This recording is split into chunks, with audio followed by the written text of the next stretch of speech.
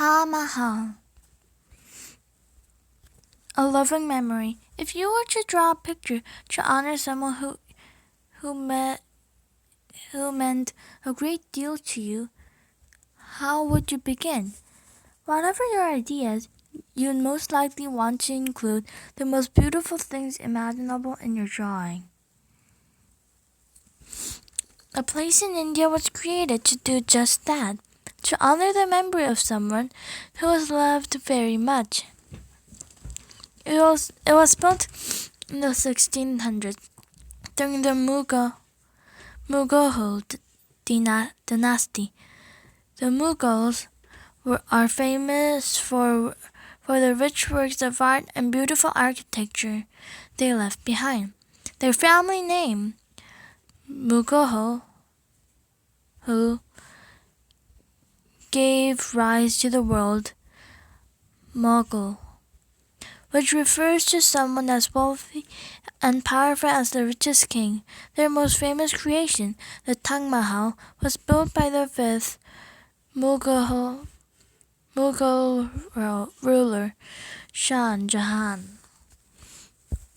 The Taj Mahal complex. When people think of the Taj Mahal, most picture in the mausoleum with its huge white dome. However, the Taj Mahal is actually a 16-hectare area designed to represent the paradise home of Shah Jahan's favorite wife, Mumtaz Mahal. Buildings, walls, gates, and gardens are all laid out to reflect the Islamic idea of a perfect heaven. Although grass now fills the grounds, beautiful flowers and fruit trees once suggested paradise's gardens. 4 water channels divided the garden into 4 equal parts that meet at a pool in the center. They symbolize the 4 heavenly rivers described in the Quran, the Islamic holy book. To enter Taj Mahal today, visitors pass through a great gate, an impressive building made of red sandstone and marble. Words from the Quran welcome visitors. The mausoleum. Everything in the Taj Mahal points visitors toward the large mausoleum where Mumtaz and mausoleum's onion-shaped dome appears, perfectly framed in the arch entrance. In the Taj Mahal gardens, the water channels shimmer in the mausoleum's reflection. The mausoleum is built on a raised marble platform that dominates the Taj Mahal grounds. 4 tall towers surround it, each more than 40 meters tall. Most structures of the Taj Mahal grounds are made of sandstone. However, the mausoleum, the platform holding it, and the surrounding towers are covered with white marble. White is Islamic color of mourning.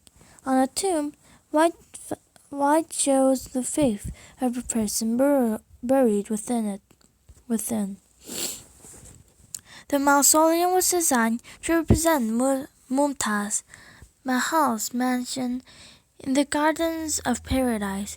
From the outside, the marble appears to change color with the changing light and weather. At times, the building seems to glow.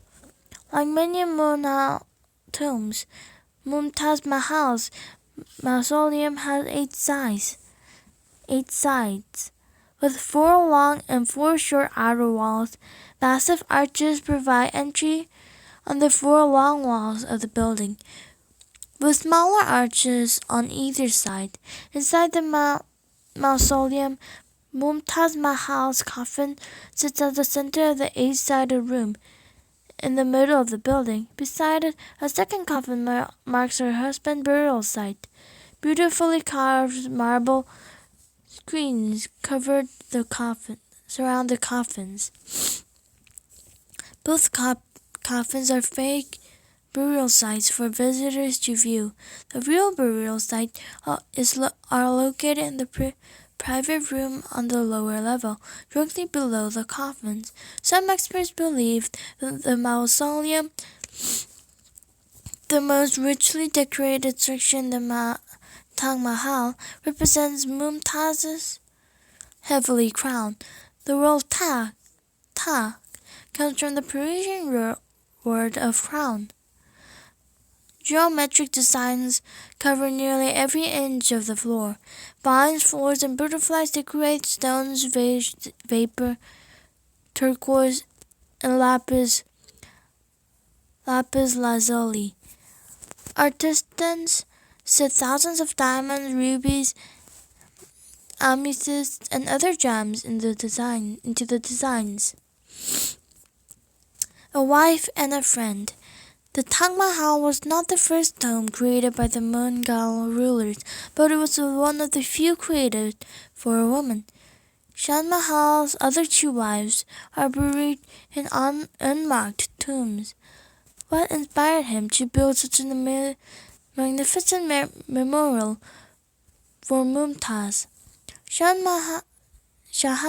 met Mumtaz Mahal, then called Arzumand Banu. When he was 15-year-old, Prince and she were 14. They were engaged shortly afterward and were married 5 years later. In 1612, Shah Jahan gave her the title Mumtaz Mahal, which means chosen one of the palace.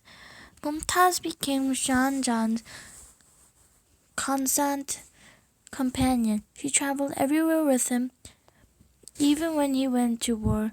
She was in his battle camp when she died, giving birth to her 14th child in 1631. She was only 38 years old.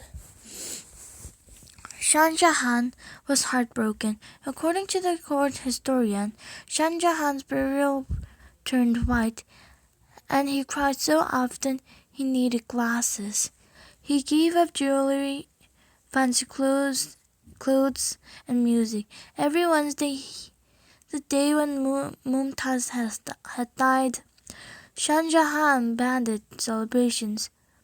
On the yearly anniversary of her death, he required his court to wear white in her memory. Shah Jahan chose a site for Mumtaz Mahal's memory shortly after returning to the capital city of Agra. He selected land beside Ymuran River. When Mongol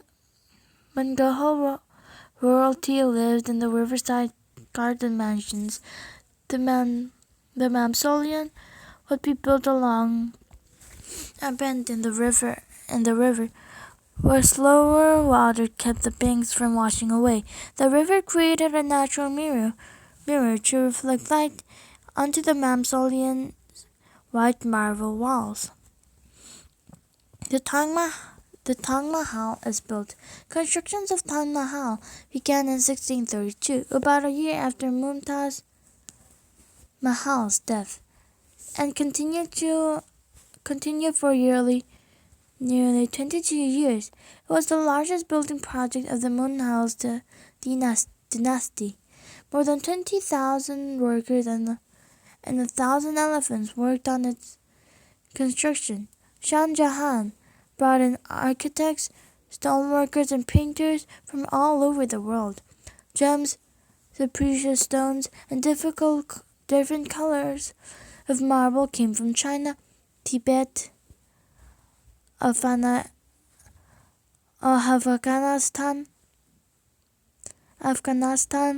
and other countries.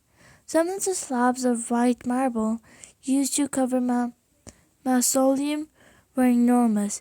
The marble had to be transported hundreds of miles on carts pulled by teams of 20 to 30 oxen.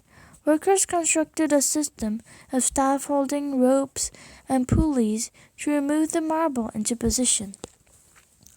After Shah's death, today the Taj Mahal is open from sunrise to sunset every day except Friday, the Muslim holiday. Visitors can also view the Taj Mahal by moonlight on the night of a full moon and the nights immediately before and after, except during the holy month of Ramadan. However, the Taj Mahal is not the same place that Shah Jahan built in the 17th century. In the years after Shah's death, it was practically abandoned. Thieves took many of the gems and the precious stones, gold lamps, Persian carpets, and other decorations disappeared. By the late 19th century, the British had replaced the Mongols as India's rulers. They began restoration of the Taj Mahal. Neat lawns replaced the overgrown gardens. The British repaired damaged marble and replacing missing screens and lamps. Since the 19th century, new enemies have threatened the Taj Mahal. Air pollution from the iron foundries, factories, and other industries damages the marble soft surface. A yellow fungus known as marble cancer causes additional damage and discoloration. Increasing numbers of visitors also place more wear and tear on the monument. The Indian government has put a number of measures in place to protect the monument today. A 2-kilometer traffic-free zone surrounds the Taj Mahal to keep out polluting vehicles. Polluting industries have been banned from this larger protected zone surrounding the monument. In addition, public and private groups are working together to repair and restore Taj Mahal structures. The Taj Mahal may face challenges, but it has already survived earthquakes, lightnings, wars, and floods. With a bit of luck and a lot of hard work, it will survive the coming centuries as well. A memorial for the ages. Today, the Taj Mahal sees thousands of daily visitors, millions each year. From all over the world, the United Nations declared the Taj Mahal a World Heritage Site. An international vote established it as one of the new 7 wonders of the world. Jahan desired a memorial for his beloved wife that would be admired by the entire world for all time. The Taj Mahal may not last forever, but centuries after its construction, it remains one of the most beautiful memorials ever created.